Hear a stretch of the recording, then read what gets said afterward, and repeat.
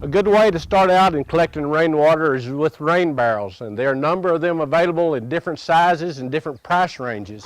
However, I want to show you one today that we're going to make out of just an old trash can.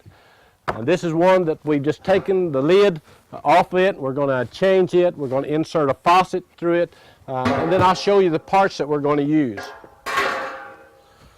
One of the first things you want to do is go ahead and have an overflow where you can go ahead and cut a 2-inch hole, insert a 2-inch PVC pipe, and this here we put a screen on the bottom to keep the mosquitoes out, and we can just go ahead and attach that to the side.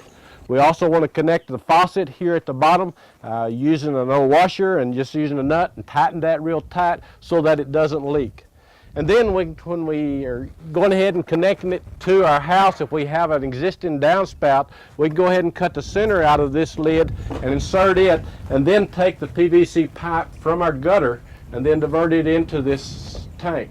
The good thing about it is that it is light tight, so I don't have to worry about algae or mosquitoes being a problem in here.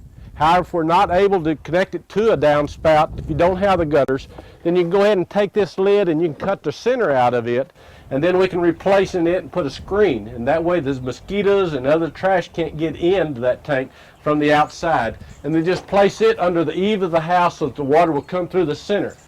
And then we can use this water, just catching it with a bucket from here and go into water of our plants or the things that we want to use, or we can connect it to a water hose and go to a specific place. Or like in this case, we have it connected to a small dog water or pet water, so we can have a float on the inside of it so we can water our dog or cat or for our walleye. But each one of these as a rain barrel is a good way to start out in collecting water and conserving that water and getting you very conservation minded.